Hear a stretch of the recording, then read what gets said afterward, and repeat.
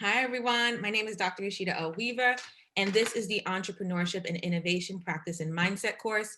Today, we have an e-talk with Dr. Nadine Cosby. And before we get started with the e-talk, I'll just do a biography of her so that our audience knows who's speaking. So Nadine Cosby is an educator, speaker, writer, and director whose works include both documentary and narrative forms, are heavily rooted in the exploration of gender, racial, and cultural representation, and span across various media, including print, film, television, and new media.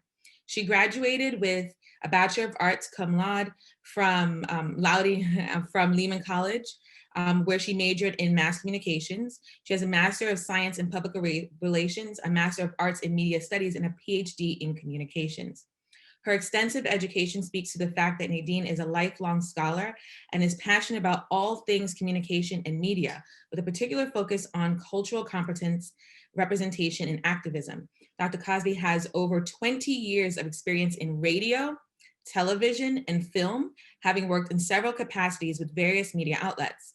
She has written, directed, and produced 2 short films of her own. I did not know that, so I had to ask you about that. In addition to writing, directing, and producing projects with numerous other artists and organizations for commercial and educational purposes. Since 2011, much of her creative energy has manifested in her role as assistant professor of media and strategic communication at Iona College, where she has a digital media and production concentration. Merging her passion for communication, social justice, and representation, she recently co-founded a Black Studies program at the college. Nadine has also led several student mission trips, including 2 trips to Zambia. This experience inspired her latest research project that led to her being named a 2020 Fulbright Scholar in Fulbright's Africa Regional Research Program. Nadine is a 28-year member of Alpha Kappa Alpha Sorority Incorporated and has served on the boards of media, educational, and philanthropic organizations. Welcome to our class, Dr. Nadine Cosby. I love this woman. And she's from the Bronx and Jamaican like me. That's right. We are truly sisters. Thank you so much for that wonderful introduction. Thank you all, students, for your attention and being here today. I'm excited to talk to you all for a lot of different reasons. One of those reasons is, I rarely get out of media and strategic communications. If we were on campus or in person all the time, I'd say I rarely get out of Murphy. So it's so nice to be in a different space with other students that have kind of unique or diverse interests. So I'm going to spend some time talking a little bit about myself today, but I hope it's okay with you all if we are a little bit interactive. I don't want to just talk to you for an hour. I think you would appreciate something a little bit different. So I'm going to try to mix it up, present a little bit, talk a little bit, and ask you all some questions as well. So to start, before I kind of get into some details about myself and specifically media entrepreneurship, I always kind of like to know what everyone else is doing or interested in. If that would be okay with Dr. Weaver, could I just find out, just a brief intro from everyone, what your major is and what your career goal is and why you're taking this class. I'm going to just call you by where I see you on the screen. And it's just a coincidence, NJ, that I'm calling on you first. And I also happen to know you because you've taken my class before. That's all good. I was actually going to unmute myself, but hi, I'm NJ. Obviously, I'm majoring in advertising. Sorry, the other things you said were career path. So I have a full-time job, like I said, after graduation in sales. So I'm pretty excited about that. So it's kind of off the path from what I'm majoring in, but still pretty exciting, and I'm so excited about it. And I've done internships in sales before, so I'm looking forward to that. And what was the fourth? I'm sorry, what was the fourth thing that you said? That's okay. And just a rough idea of why you're taking this class. In the class, yes. So I've interned at the Heinz Institute, and I've never surprisingly taken an entrepreneurship class, and I just wanted to kind of experience it a lot, and I'm really excited, and I really like the class so far. Wow, that's fantastic. Thanks, NJ, and congratulations on the job. That is a huge deal, especially during a pandemic. So really excited for you and proud of you on that. Ryan. Hi, I'm Ryan, and I'm computer science major, and I plan to go into game development. And is there something I'm missing before why I decided to choose this class? Yeah, I guess the game development it makes sense, right? That you're taking an entrepreneurship class as Yeah, well. my advisor always told me sometimes for like electives, like any like business style class would be useful. Fantastic. All right, thanks, Ryan. Bruna? Hi, I'm a chemistry major. I hope to like start working in like the health field and stuff like that. And I actually joined this class because I thought it was important to take something related to business to kind of have an idea. You know, it's always useful in the future. Awesome. All right, thank you, Bruna. Michael? Hi, I'm a senior. I'm majoring in business administration. I'm hoping to work in real estate after this. How about Aiden? Yeah, I'm a sophomore. I'm an arts leadership major, looking to go more towards like advertisement and the business side. And I just want to learn more about this topic of entrepreneurship, see what I could get from it. Awesome. Thanks, Aiden. Joey? Hi, my name is Joey. I'm a junior at Iona. I'm double majoring in marketing and entrepreneurship. And I took this class because I was super interested. Well, aside from it being one of my majors, I was super interested in just, I always thought of myself as an entrepreneur. So I wanted to take it as a class. And for career path, I say one of my goals is probably to impact the world through social media. But I don't have like a specific like career tagline for you. Awesome. Well, we're going to be talking about that actually, so I'm looking forward to that. Thanks, Joey. Isaiah? Hi, my name's Isaiah. I'm a sophomore. I'm not double majoring. I'm majoring in computer science with a focus in cybersecurity, but I'm minoring in entrepreneurship. And one of my career goals is to be retired by 27. So I have a couple business ideas. Wow, I like it. I like it. What are you going to do after you retire at 27? Travel the world. Sounds like a plan. All right. Thanks, Isaiah.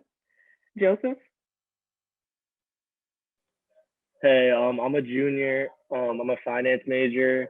I'm getting into real estate currently. And the reason I took this class is just because for a while now, I've had an interest in starting my own businesses. That's kind of been the goal for a while. I've given it a shot a couple of times too, and I'm looking to continue to do that. So just felt like it all made sense. I wanted to learn from people that have done it before and stuff like that. Okay, thank you. Interesting. I've heard a couple of you mention real estate. I actually also worked in real estate in another life, so maybe I'll talk a little bit about that as well. Part of the entrepreneurial spirit, right? Taylor. Hi, I'm Taylor. I'm double majoring in entrepreneurship and marketing.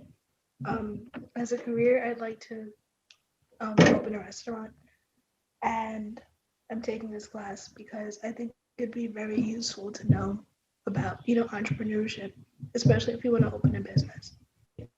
Absolutely. Good answer and great career aspiration. My family ran a restaurant for some time, so I'm familiar with that experience as well.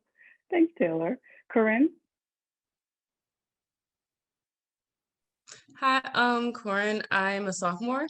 I am majoring in marketing and I want to minor in psychology. Right now, I want to be a model, and I want my modeling to impact the world I want to go into. Fashion world, actually. Yeah. Okay, that's excellent. Thank you, Corinne. Okay. Audrey? Hi, I'm Audrey. I'm a freshman. I am majoring in either communications or English, and I'm probably also minoring in English. I'm taking this class because I feel it's important to just learn about entrepreneurship in general and to learn more about starting up a business and, being an entrepreneur as, just being someone like that. And I want to publish a book. Oh, wonderful. All right. Thank you, Audrey. Dean? Hi, I'm Dean. I'm a sophomore. majoring in marketing. I'm not entirely sure what I want to do yet. I'm a musician, so I want to do something with music, but I'm not entirely sure what I want to do yet. So, Okay, a lot you could do there. That's yeah. fantastic. Thank you, Dean. Yeah. Ardian? My name is Ardian Junglai, and my plan for the future as of right now is to try to be an owner of a restaurant. And I'm planning on majoring for business. And yeah. All right, excellent. Thank you, Ardian. Chris? Hi, I'm Chris Anicia. My major is psychology. I'm minoring in entrepreneurship and dance. My end goal is to eventually stop working for others and get a few businesses under my belt. So I feel like it's important to take this class not only because it's fun, but I can also learn a lot and take a lot from it. That's fantastic. Thank you for that. And you have a beautiful first name. Thank you. You're welcome. Justin? Hi, my name is Justin. I'm a sophomore and I major in cybersecurity.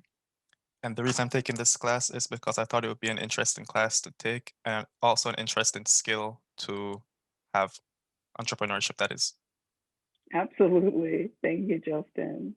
Oh, hey, Shamar. Shamar's in my Black Studies course. Hi, my name is Shamar Wisdom. I'm a sociology major. I took this class because I'm really trying to get into like the business aspect. And as like a sociology major, I want to learn how like I can impact something as a whole, as a like with a business idea, how I can impact something as a whole, as a community.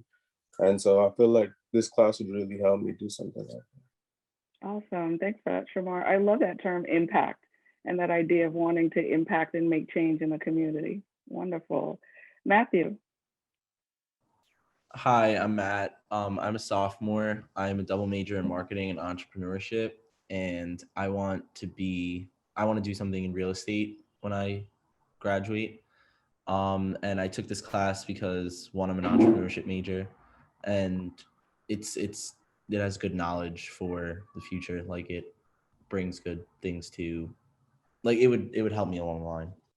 Sure. All right. Thanks, Matt. Amelia? Hi, I'm Amelia. I'm a freshman. I'm actually an education major, but I took this course because I think entrepreneurship and business is really interesting. And I think it's just nowadays, I think it's a really good skill to know and like have in your back pocket. For sure. That's wonderful. Thanks, Amelia. Vicky? Hi, I'm Vicky. I'm a freshman and I'm freshman and I'm currently majoring in public relations. I took this course because I feel like it would be a good skill to have. I agree with like the past person that said it. I feel like it would be a good skill to have. So I'm really looking forward to learning more of it. As for the future, I'm kind of conflicted on it, but hopefully something good at the end. Awesome. I'm sure something good is coming at the end. Thanks, Vicky. Olivia. Hi, I'm Olivia, and I'm Olivia. I'm a freshman. I'm a business major, and I'm actually training to be a real estate agent right now. And I took this class because I feel like I want to like own my own business too. So entrepreneurship is like a good set of ways to figure out, the ins and outs on owning a business and to just like create one that everyone will like and enjoy. Fantastic. Thank you, Olivia. Aiden? Thank you. My name's Aiden. I'm a freshman. I'm a marketing major and an entrepreneurship minor. And I took this class because I want to just improve my entrepreneurial skills. And after college, I want to probably get a start in like a marketing firm or something. And then eventually, when I have the money for it, try to start my own business using music to try to like help people or affect their lives in some way. Wow, that's great. All right. Thank you, Aiden. All right. So it's nice to meet you all. It's nice to get to kind of know what your interests are. there's a very broad spectrum of interest in this class. So this is really interesting, but not surprising because it makes sense that you have this understanding that you could pair entrepreneurship with anything and enhance whatever other discipline you might be studying based on learning some tools and skills of entrepreneurship. So I'm going to give you a little bit of background about myself. I really was going to speak today on media entrepreneurship, and I will, but I think it might look a lot or a little different than what you might expect or what you might assume. So while I introduce myself, I'd like you all to kind of just think about media entrepreneurship and what that means to you. And then after I talk about my experience and background, I'll ask anyone to kind of share what your idea of media entrepreneurship is. I've worked in the media industry for quite a long time before teaching. And what I realized was that there's something about that creative drive within working in different aspects of media that align very nicely with an entrepreneurial spirit. And eventually it led me to become a media entrepreneur. I started out working in audio mostly. I was working in radio. I worked in music for a little while, actually, before radio, and then transitioned to radio. My work in music was more music production, and I wasn't a music producer, but I worked with different record labels and music production companies at the time, mostly focusing on events that could feature new or up and coming artists. So really in a marketing capacity somewhat, but in a very creative role, kind of creating and building events around artists, trying to get them out there, get them some promotion, publicity, and so on. And then transition to radio, working behind the scenes in radio production, and then also from that getting into the business end of radio.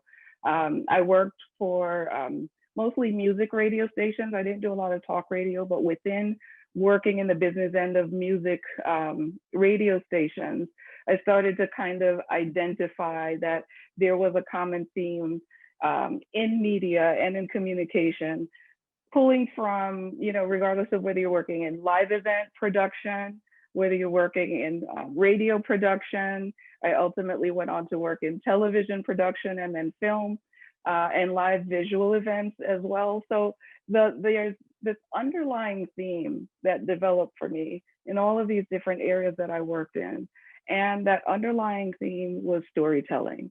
So typically when I have to identify one word, sometimes you go through these exercises or I'm going to speak somewhere and someone says, define yourself or describe yourself in one word. That word for me is storyteller. And there are lots of different ways to tell stories, but I think that at heart, that's what I am and that's who I am. I'm a storyteller. So I just then figure out what story needs to be told and the best way to tell that story. And then I craft that story, whether it's audio through a podcast, whether it's through a short film. I did a couple of short films, and it's simply because I had some ideas and some stories and some thoughts that I wanted to get out. And I thought the fiction route would be the best route for those particular stories. I wanted to tour them a little bit in film festivals and so on. So that was one route that I went in. I'm also a documentary storyteller. I have worked on and currently working on a couple of documentaries. Those are similar in my mind to fictional stories. The only difference is typically when I do documentary work, I'm helping someone else tell their story, or I'm helping to tell a story that's going to bring a positive impact to a community or a group of people in some way. And that's really the only difference I see between fictional storytelling and documentary storytelling. But they're both just simply stories that are told to a particular audience for a particular reason. So, working in film, which is kind of something I still dabble in addition to teaching in media and strategic communication, I've had the opportunity to help participate in telling stories in different ways. For my own films, I was a writer, I've produced, I've directed, but I've also done a lot of that work, specifically producing and directing for other projects that I didn't write. And that's where the entrepreneurship kind of comes in. So I've worked for companies that created educational films. For example, there are companies that specifically create videos that are the counterpart for academic textbooks. And one company that I worked with created videos specifically for nursing programs and nursing textbooks. And I worked freelance for that company. So I wasn't employed by the company. I was an entrepreneur in that capacity. They hired me to help direct the videos that were being filmed that were these, kind of counterparts to textbook chapters. So the interesting thing about those videos are that, they had everything to do with medicine and nursing, something that I have no training in or no background in. But I was able to, through conversation, get an understanding of what the goal of each video was. What are we teaching here? What's the goal and purpose? What do you want students to take away from these videos? And then, through that, with my non-nursing and non-medical mind, I could kind of help develop the idea and the vision for how the story should be told in a way that's practical and understandable, or would be understandable for most students. So I worked with actors, I worked with camera people and lighting people and sound people and so on. So it's kind of crafting the entire story as the director, simply through having dialogue and an understanding of the story that needed to be told. And then in my mind, kind of visualizing how it should look to make it understandable to your average student. And, I had no background information about who the students were. They could be, just beginning the program or at a higher level, but I had an understanding of how to tell a story that would make it understandable for most people or for most of the audience. Commercials, public service announcements, it's all the same, right? So to me, you can have a 2-hour feature-length film, or you could have a 30-second commercial or public service announcement about not smoking or about adopting pets and so on. And they're all the same thing. They're all a story. It's just a difference in length and who your audience is. So that's why I kind of define myself as a storyteller. And even in the world of academia and even in teaching classes in media and strategic communication, my ultimate goal is to teach students how to be great storytellers. And they can take that knowledge and that experience and then determine where they fit in terms of their storytelling. And especially today for a lot of different reasons. And this is even before we were in a global pandemic, but just in the way technology is today, just in the way media functions today, a lot of students actually want to be media entrepreneurs, more so than, back when I was in school, you would say, I want to work for ABC, or I want to work for NBC or HBO or whatever it is. But today, more students want to be media entrepreneurs. One, because a lot of the roles within media have converged. So now, if you used to do one thing as a producer, now you may do 5 things or 10 things. And in some cases, you're producing, you're directing, you're writing, you're doing everything yourself anyway, as opposed to working with a team. So it makes more sense. And for some people, it's a lot more lucrative to kind of just be a media entrepreneur and do it all, but also have the flexibility of choosing the stories that they tell, choosing the companies that they want to work with and the platforms that they want to work with. So I'm going to talk a little bit about this idea of media entrepreneurship. And as I get into that, can anyone kind of define, or what's your definition of a media entrepreneur or media entrepreneurship in general? What does that look like to you? So for me, I feel like there's a very direct way to look at it. Somebody like a podcaster, like a recording artist, like would be a media entrepreneur. But I would also argue that, especially nowadays, any entrepreneur is going to have to become familiar with them, like in the media space, because if the way you look at it, like as the internet and stuff has progressed, the places we get our media have also broadened. Like it's not just magazines and news outlets, it's like companies. Like every company kind of becomes a niche specific media outlet in its own right for marketing purposes most of the time. And a lot of times the media is the direct value they're providing, or it lets the customer know of the value they provide. So kind of every entrepreneur has to be a media entrepreneur to get their thanks customer so much. attention.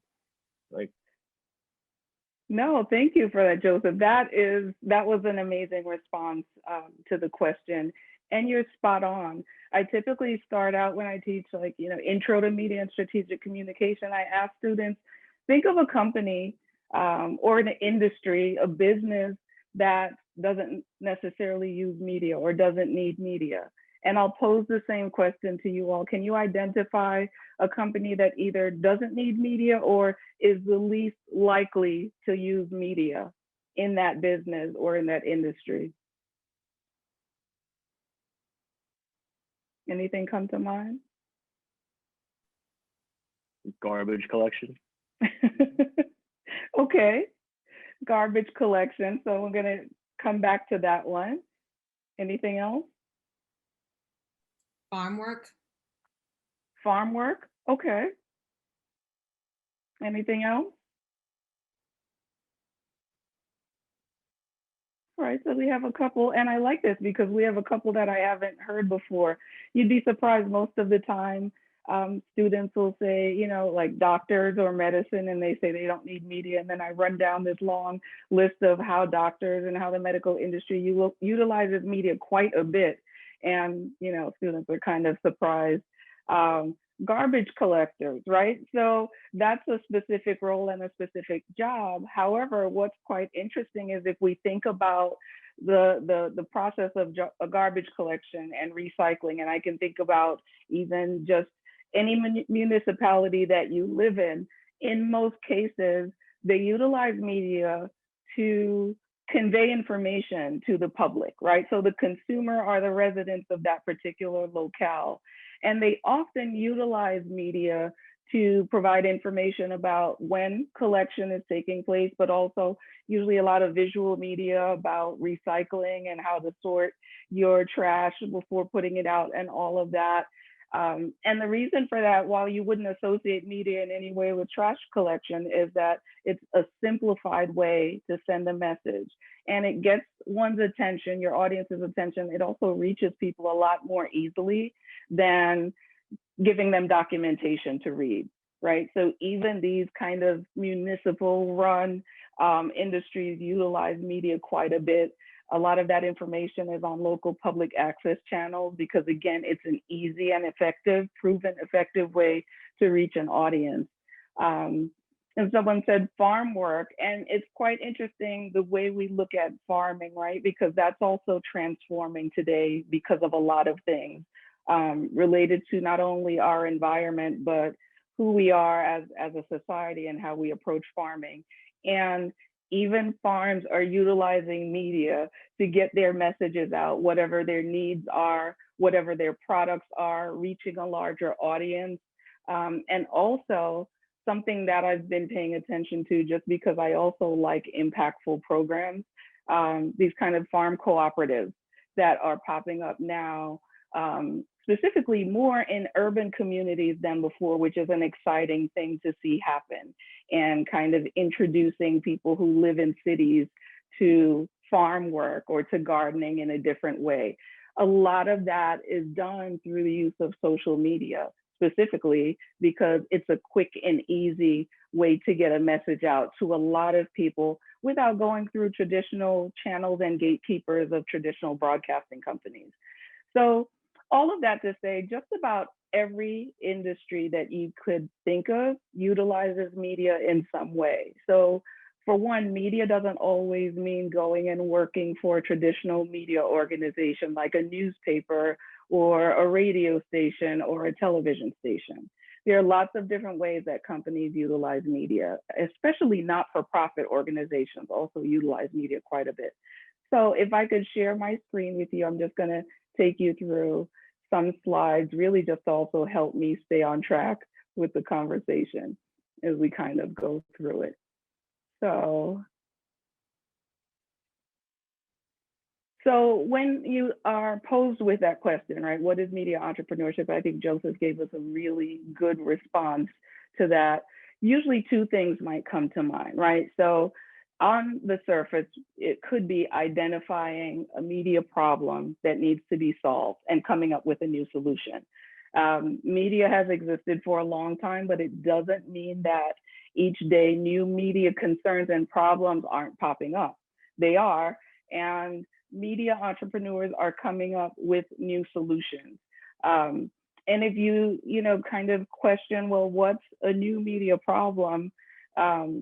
One media problem that we've faced recently, but fortunately there was kind of a solution in place before we knew we needed it, was to address how to distribute films, how to distribute movies during a global pandemic when movie theaters are closed down. Even 20 years ago, that might have been a huge issue to face, and movie theaters, movie production companies, movie distributors would have been really working at a huge deficit, but also there would have been a question on how do we get these films out to audiences when we cannot distribute them in theaters because theaters are closed right now. Of course, we know that streaming companies started to evolve very rapidly long before this pandemic, but that evolution put us in a place where we've had movies being released and seen by wide audiences during the middle of a global pandemic, right? So that's just one example of identifying a media problem. What do you do if people can't get out to theaters to see movies? And then coming up with a new solution that meets that problem, solves that problem. But media entrepreneurship isn't just about kind of a media problem, right? It's identifying any problem that can be solved through the use of media. And that's a little different. There are lots of problems that can be solved through the use of media, even if the problem isn't necessarily a media-related problem. So with that in mind, I'll ask you all a question. What's the greatest story never told, right? What's the greatest story never told? And as you think about that, I'm going to kind of talk about what that means, what that question is asking you, because there are lots of stories that exist, and there are lots of great stories that exist, but there's this myth that some people like to say that there are no new stories, right? Every story has been told. Some people might feel that that's the truth. I wholeheartedly disagree with that. And I think a lot of people who are familiar with stories that they haven't seen themselves reflected in the stories that are out there would say that, no, I know a lot of stories that haven't been told. As you think about this question, don't just think about, kind of your traditional Hollywood type of film. Think about a personal story. It could be your story. It could be a family story. It could be the story of a friend or someone close to you, or it could be something you just observed somewhere out in the world that doesn't necessarily have anything to do with you, but you thought it was important, or it impacted you in some way, even if just emotionally, and you might feel like that story should be told. So what's the greatest story? What's that story out there that hasn't been told, or that story that from time to time pops into your mind and you think that story needs to be told? We don't need to know how that story will be told, what the format is, and so on, but what's a story out there that needs to be told? Anyone?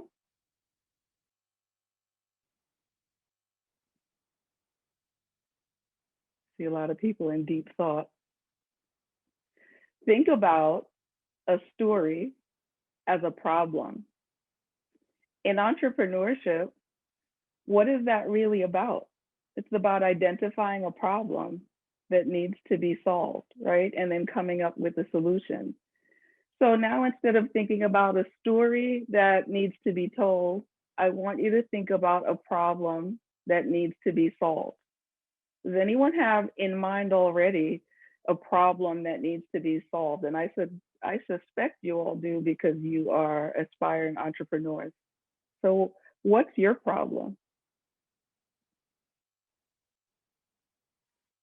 Anyone want to share their problem? Or maybe I'll just ask in a different way and kind of tailor it specifically to you. Corin, I'm gonna call on you because when you mentioned what you wanted to do, you said you also wanted to create change somehow through what you do. So what's the problem where you identify that change needs to happen? Well, I see when I do a lot of models and shoots and stuff, it depending on like the clothing company, you'll have a lot of it's either black or white. There's no mix or in between. So when I go to photo shoots and stuff, it depending on the brand I go to, sometimes it's run by like a black company, but most of the other time it's run by a white company. So I'm somewhere in between. I would like to probably change the game a little bit. Instead of being so segregated, we should probably come together more to work with each other on different designs. So it's not black or white, it's like a mix of both. Awesome. Yeah, it does make sense. Thank you for that. No problem. I think that's such a great idea. I commend you for that. And I find it interesting because you've identified a very clear problem, right? The fashion industry is incredibly segregated, Yeah. right? So what you would be considered for in terms of modeling would probably depend on how one views you and the box they decide to put you in, right? Yeah. So it's your goal to change that, right? Yeah. So I noticed that in identifying the problem, you essentially kind of also told your story, right? What led you to want to be a model and do this, right? Mm-hmm. How do you see yourself, how do you envision yourself being able to combat that problem or make some changes in that problem that you've identified? Well, first I would have to try and get signed to like an agency in itself. So like maybe like Lee or Ford or Wilhelmina. And I'd probably just try and go from there to see where I can make the change. Because I do think also like face and makeup wise, there's not a lot of, shades for different skin tones and stuff like that. So I'd also want to try and do something to maybe make a makeup line specifically for Black people, so then they can also stand out in photo shoots, and then they're not running to, try and find something that matches their skin tone when you already have something. So That's probably start from, fantastic. yeah. Okay. While you're waiting to get signed by Ford or by Wilhelmina, are you putting yourself out there on social media? Are you marketing yourself and doing Yeah. modeling photos and so on? I am, yeah. A lot of them. Wonderful. Yeah. Great. So Corin is telling her story through social media, right? She wants to go into modeling and she wants to be signed by a mainstream agency, but that doesn't prevent her from already creating her own story and really using social media as an opportunity not only to craft her story, but to get it out there to the public so she can be seen. So in other words, she's not solely waiting for a mainstream agency to pick her up, but she's taking the initiative by telling her story, creating her own narrative before it becomes created for her, which is really what it's about for what you want to do, right? Determining what it is you're going to do, what your narrative is, and creating that and sharing that narrative. Because typically what happens is if we don't determine our own narratives, they become determined for us at some point, right? So we can use media and we all have the opportunity to do that. It's at our fingertips to create and then share our own narrative. So going back into this, and I'll let you all continue to think about what's the greatest story that's never been told so that you can decide what story you want to tell. There's typically a formula that's used in storytelling. And what's interesting is this formula is often used regardless of whether we're talking about television versus newspapers or magazines, blogging, podcasts. There's certain questions that are asked. And then from your answer to those questions, that's how media professionals and media entrepreneurs decide how to tell the story. So what's the problem, which is essentially what I just asked, right? What is the problem? You ask yourself the same thing as an entrepreneur. And then who's your audience? And audience, that word audience can translate to customer. There's really no difference, right? The idea is for media specifically, who is it that I'm trying to reach, right? Who is it that I'm trying to reach? Who is it that would be interested in or would benefit from whatever my solution is, whatever my product is that I'm offering? And there are a couple of ways in media specifically that we answer those questions. We answer who the audience is. One, it could be through interviews. And I think that's something that's very similar in entrepreneurship, this idea of conducting interviews to get the story, to get your answers, but also in observation. Observation is a huge one for media entrepreneurs or media professionals. I tend to think that I experience the world in stories. So as I go through life and I just observe things, I see things, and it could be in a classroom or in a grocery store or whatever, wherever I am, that observation for me tells a story. It creates a story in my mind, and that helps me start to answer, what's the problem here? Who's the audience? And then the PMS acronym, so it's what platform would I use to tell this story to reach whoever my audience is? What platform makes the most sense? There are tons of different media platforms. And then what method would I use to tell this story? So, you know, a method could be solely audio.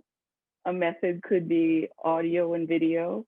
A method could be long form, right? A podcast maybe. It could be short form, like a social media clip. It really depends on what the problem is and who the audience is.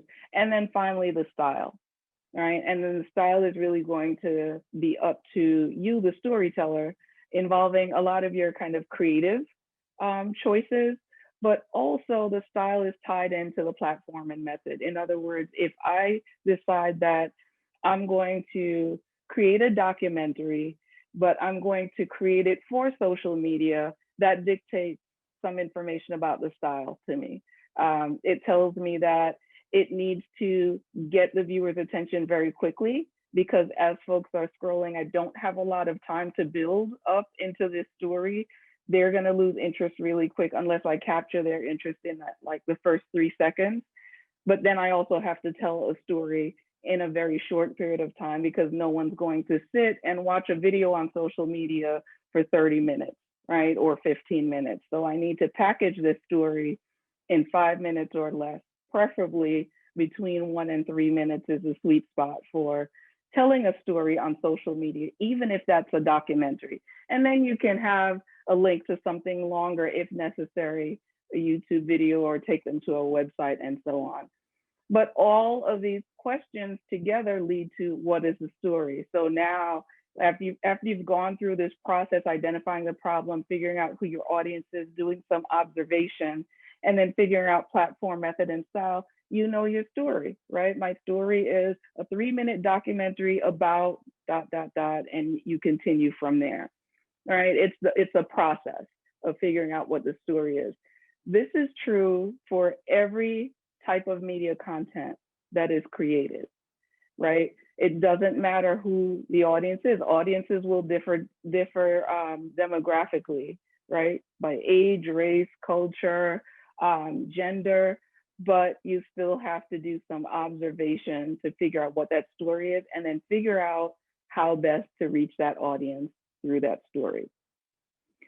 So this is just an infographic that I always find it really interesting, and typically students do too, because it really speaks to this idea of storytelling and just how many people in the world spend time looking at screens in some way, right? Our screens could be TV screens, traditional television, but in most cases, our television, our radio, our social media, our shopping, and other forms of entertainment are all done through the same screen, which is often the cell phone screen, right? So if we think about the fact that for the most part, the majority of people are almost constantly attached to media in some way, there's a lot of opportunity for storytelling there. And that's really something to think about. So I'm gonna pause here for a second and see if y'all have any questions before we continue. All right, cool. Everyone's good. So in thinking about or living life as a storyteller, one thing that's happened is that I've kind of just naturally come upon stories through experiences in which I wasn't necessarily looking for a story. And I'll give you all a couple of examples. And then actually I'm gonna show you some pictures and see if you all can kind of create a story based on these pictures that I'm gonna show you. But I'm gonna talk about the story that I'm telling through becoming a Fulbright scholar. One, because that's what I'm consumed with right now. It's my current passion, and I'm doing the research as I prepare to travel to Zambia in June to continue my research. But I went on a couple of mission trips with the college, and as I was there with the students, you know, we had preparation meetings for months before actually traveling to Zambia, and then we actually got there. And while we were there, we weren't the only group from a school that were, you know, kind of visiting these different schools and centers and programs in Zambia. So as I'm meeting student groups from England and Ireland and Italy and other, you know, groups from the United States in addition to our group, I started to notice a pattern of thinking in terms of the conversations that these students were having. And in a lot of instances, they thought that the experience for the people that we were visiting in Zambia, the people in the local communities that we were visiting, that the experience was to see us, right? That our presence alone was the experience for these people in the communities, that they were excited to see us and we were somehow very different. And it created a new experience for them. As I spoke to the people in the communities, the reality was that they're constantly entertaining guests, visitors from different schools all across the world, right? And we know this, right? We know that mission trips, there are more mission trips in certain locations than others, and the continent of Africa tends to host a lot of mission trips, and the work looks different depending on who's participating in the mission trip. But for the most part, I started to hear this narrative over and over that, you know, our presence is essentially almost a gift. And from the residents in the communities, my understanding was, well, we're gracious and excited because we want to host you because this is an experience for you. But when I started to ask questions like, so how do you benefit from these trips? You know, when these groups come in to visit, what do you take away when they leave? And they couldn't really identify anything tangible or anything positive. It was kind of like we put on, you know, we graciously host these groups. We appreciate them coming, but they really don't do much more than talk to us, you know, ask us questions, which to me was quite different than the preparation work that was done going into the communities. So I realized there was a disconnect there, and I wanted to do some more research on that with an end result in mind, that end result being improving the preparation that goes into these mission trips so that we don't have students going into communities in different countries and in different cultures and thinking that their presence alone was a gift to the people in these communities. How arrogant of us to believe that to begin with, right? But also what tends to happen when people do mission work, and I even experienced this here in the United States. I went on a mission trip to New Orleans, and a lot of our work was planned out for us. And one day while in a local community bookstore and working, you know, kind of helping to put books on the shelves and just doing things in that local community bookstore, they had a community meeting, right? Had nothing to do with our group. And as the residents were talking, the bookstore owner said, you know, people were asking, oh, who are these people that are working in your bookstore? And the owner said, oh, they're missionaries, essentially. They're on a mission trip here and they came to work. And the residents started asking more questions. Well, what are they doing? And the bookstore owner started telling them, you know, I'm having them help me organize. I just received a new shipment and I'm reorganizing the categories of books in the store and so on. And the woman came over to us. This is just someone that came to this community meeting. She had nothing to do with the bookstore otherwise. And she decided that she had an opportunity, a teachable moment, and she was going to share that the biggest pet peeve about groups that come into an area and somewhere like New Orleans that had suffered, you know, after, well, several kind of natural disasters that had left people in a really devastated way, was that often they come in and they determine what work they're going to do for you and what your needs are, as opposed to coming in asking, what do you need and what can we do for you?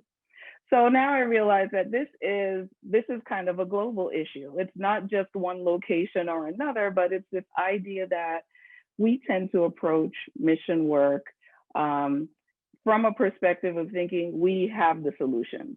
We know what people need and we have the solutions, instead of, again, that observation, right? That idea of figuring out what the problem is and who the audience is by observing, by interviewing and asking questions. So I decided that I wanted to do that in-depth research, do interviewing, asking questions, surveys, and more to kind of get to the bottom of this. And already just in the preliminary research, the findings have been really interesting and amazing. But tying it back into entrepreneurship, that interview process and those observations also led me to identify another problem and figure out how it could be solved, in part through the use of media, in large part through the use of media. And it's led me to a venture I'm currently working on, and I've been working on for a couple of years since my last trip to Zambia. So I'm going to show you some pictures in sequence, and I'm going to ask you if, through just looking at those pictures, what you might identify as a part of the problem, or as the problem that I identified. And then I'll talk about, oops, sharing the wrong thing. And then I'll share with you what I actually decided to do about it. Okay, so this is just a street downtown in Zambia, and there are a lot of shops that run along this street. And as you go into some of these shops, or you can even go behind the shops, there's kind of an alley that runs through, and there are different vendors. So this is kind of the back of the street that I just showed you. And as we walk through, these are really different stalls that have been created, and people are selling their different goods, whatever they might be, in these different little shops. In some cases, those shops are in the backs of other stores. So a store owner might be selling something in the front, but will rent out a space in the back to allow vendors to sell some of their goods. In other cases, they're not attached to a shop, but they've kind of created some small structures. Like when you go to a flea market here in the United States, and you'll see just these different stalls set up in different ways to sell goods. This image is actually the inside of one of those stalls. So this is a street artist, and all of the artwork that you can see hanging here, and this isn't even maybe a quarter of the artwork that he had, but all of the artwork is his original work, and he's selling it in one of these shops. This is outside of another shop, and as you can see, the group we were actually buying fabric. So these skirts, they're skirts made from these fabrics in Zambia. They're called chitenge, and they're called something different in various different areas. But most women wear chitenges. Even if they're wearing slacks, sometimes they'll still wrap a chitenge around their waist. It's just their traditional wear. And we were preparing to go to a church service on Sunday. and we were expected to wear chitenges, which we didn't have. So we were shopping. So here you kind of just see the students and we were looking at and trying out the different fabrics. And this was us when we actually bought our different fabrics or different items and made our different chitenges. Some students just wrapped them around and tied them. Some of us, we went to the seamstress and she actually measured and sewed our skirts, added zippers and so on. So you'll see they fit differently depending on what the student decided to do. Our sole guy on this particular trip, Ryan, he had a shirt made. He picked out the fabric along with the rest of us, and he had a shirt made for himself. And this is me in one of the shops where the shop owner was actually showing me her process as she creates these chitenges. So from those pictures and from that experience, obviously not just from the pictures, I identified what I thought was a problem. What can you all identify as a problem or a story through those photos? Did anything come to mind? Something came to mind to me, and that artwork was very beautiful, and I think that it should have its own place in a visible store, whereas I don't know if everybody would venture down the back to see what was back there, and it seems like there are a lot of thriving businesses in the back and they don't have the ability to be seen as well as the storefronts. So that could be a problem. Okay, thank you for that, Taylor. That's such a great point. And I agree with you on that. Actually, the picture that's hanging above my head is also artwork from a street artist in Zambia. So yeah, I agree with you. I wish they could be just displayed broadly because it's such beautiful work. Anyone else?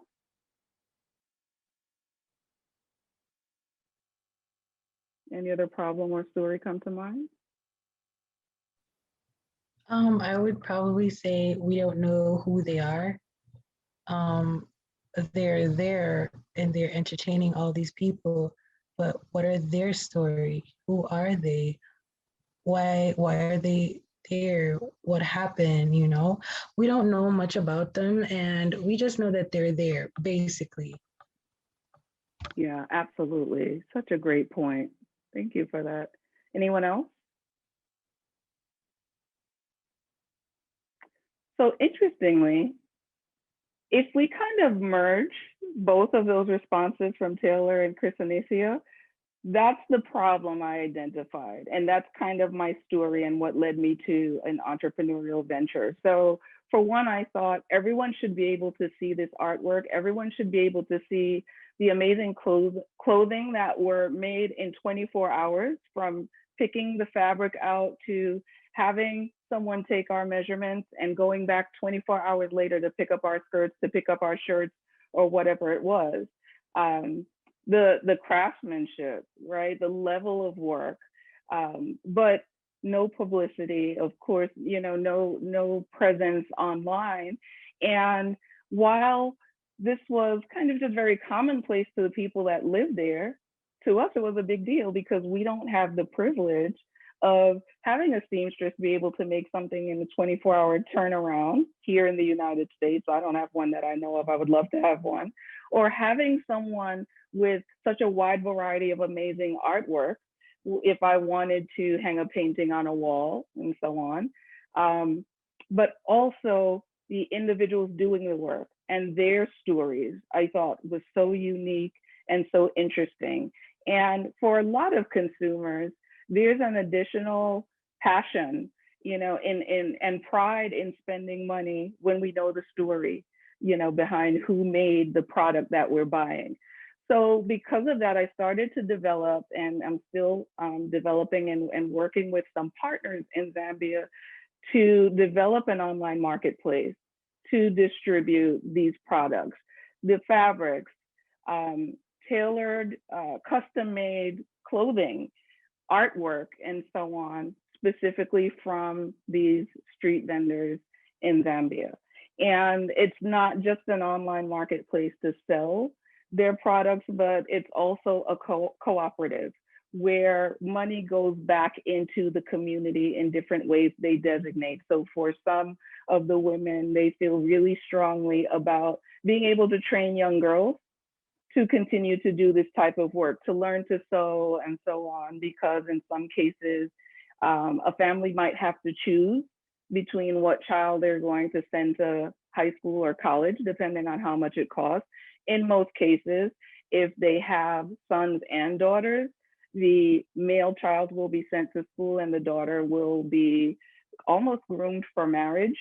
So they found it really important to learn, to teach these girls these different crafts, not just in becoming a seamstress, but there are a lot of other trades that they're now being taught to give them opportunities to pay for school or to choose different career choices later on. So that cooperative will also provide opportunities for education for the girls within this community, as well as provide a thriving business for these street vendors beyond whatever tourists might come through and buy their products or whatever local people might buy their products. But more importantly, I think, or more exciting, is that the aspect of selling their products globally through this online marketplace. And what works is that they don't have an interest in managing the business end of it in terms of the media and taking pictures and posting and managing all of that.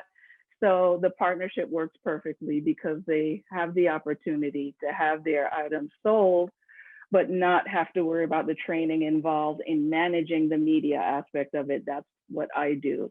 So that's a media entrepreneurship venture that came out of this experience, in addition to trying to help improve the community. So it's social entrepreneurship as well. That's kind of my story and what I'm working on now and where that came from. Most importantly, identify the story in your experiences, because those stories often begin with a problem and end with your solution. And I suspect in a lot of cases, that solution is going to include the use of media in different forms, depending on who your audience is. Any questions or comments? Yeah, I have a quick one. So would you say media entrepreneurship is like giving voice to an untold story, basically? Absolutely. There are some stories that are not told at all. And in media entrepreneurship, you can help give voice to that. But I would also say there are some stories that are being told, but through media entrepreneurship, you can help amplify those voices. So in some cases, people were quite content, and as they should be, selling their wares in the way that they've traditionally done so, and they made a fine living doing that, but it was introducing the opportunity to expand. It's also creating an opportunity for people who might not necessarily have that opportunity. So for instance, I can show pictures all day about what I experienced, what I saw, and what I purchased in Zambia, and I can hang my art on the wall, but not everyone's going to be able to go to Zambia, right? But they would like that opportunity to be able to look at the artwork and purchase some artwork, or to be able to have their own chitenge made or their own shirt made from fabric from a local seamstress. So it's amplifying and you're creating opportunity, but it does go both ways, right? It's not only the creators benefiting, but it's also the consumers here that simply like what I brought back, but they don't have the opportunity to go and have that experience or purchase those items themselves. Any other questions? I have a question too. Yeah, Sure. I have a question too. So I know like you, like in the media aspect, you're helping them tell their story and everything, but in terms of like the business, did you help them set up their website for e-commerce? Absolutely. So that's the idea. It's kind of similar to something like an Etsy. Actually, it's not very different than Amazon, right? It's this idea that people want to focus on their craft and they want to sell their products, but they don't necessarily want to deal with the setting up of the website and the e-commerce and all of that. So you're absolutely right. That's really what it is. And it benefits everyone involved, right? Because also as a cooperative, it's one website for all of the vendors that want to participate, as opposed to each individual trying to create and manage their own website. So what happens if I were to buy something from, one vendor? Do you have the inventory on hand to send to me, or do they package it and send it from wherever they're at? Yeah, so they would actually package it and send it to you.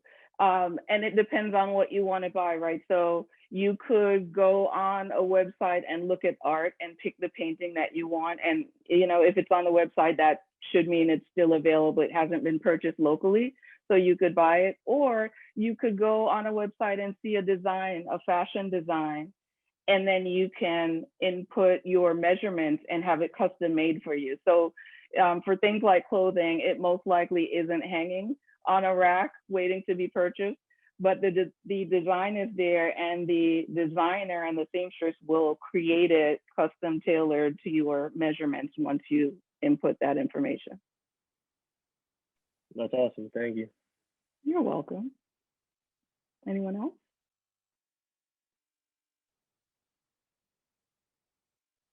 Okay. Dr. Weaver, I think I'm going to turn it over to you. Thank you so much. So actually, do I have a question? So our students, each and every student in this class will have to do a digital story, their own little digital story that's about 2 minutes long for their business ventures. What are some tools that they could use to get started with that? Just like basic tools. Sure. So for one, I would say just before you even get into the actual production of the digital story, don't forget audio. And I think a lot of times people forget audio in the process of storytelling, and it's super helpful, even if it means music. And it doesn't just mean randomizing and just picking something and throwing it in, but how can sound help you tell your story, whatever it is? Or how can music or any type of audio, how can sound help amplify your story or bring about a certain emotion, whatever the emotion that you're looking for people to feel in looking or watching your digital story might be, and then utilize audio in some way to help you with that. Also, a digital story can look like a lot of different things, right? So there's still images, or you can record video to tell your digital story. A lot of the time, I think that people feel limited in that, oh, I'm not, a cinematographer, I'm not a great camera person, I can't, capture great video the way I want to, or what I envision. You can use still images put together sequentially in a particular way that helps you tell your story. So think about using still images as well, because the technology that you need, you all have it available to you to tell a digital story. Also, I think just in terms of telling a story, telling your story, what do you want the takeaway to be? And I think that's the most important question to start with, right? So before you just kind of start saying things and giving information, what do you want people to feel or to think or to do after they've watched your story? And use that as kind of the guide in creating whatever that story is. My next question for you is, are there any opportunities? Are you looking for anyone to get involved for any of your projects, like students? You know what, I will be. I'm kind of continuously doing that. Right now, I have a student that's working with me for preparation for my next trip to Zambia, even though that trip is going to focus, I think, well, I was going to say it's going to focus more on the mission trip study that I'm doing, but actually it's going to be both. I'm going to have to figure out how to split the time between that. And again, going back and talking with these vendors and really working with them, because we're essentially preparing to launch their sites in the fall. But with that in mind, yeah, from time to time, I do pull different students in. So I am always happy to share with you any information that I have when I, have a moment or project where I need students to help me work it out. I expect that'll be the case in the fall as well. Okay, awesome. Thank you so much for joining us. This is amazing. Very, very insightful, and a lot to think about and a lot to do, a lot of information to do something with. I hope so. I hope it helps in some way. Thank you for having me. Awesome. Virtual round of applause. And you guys don't go anywhere, because I have a couple of questions for you all. Bye, everyone. Thank you, Dr. Cosby. Thank you.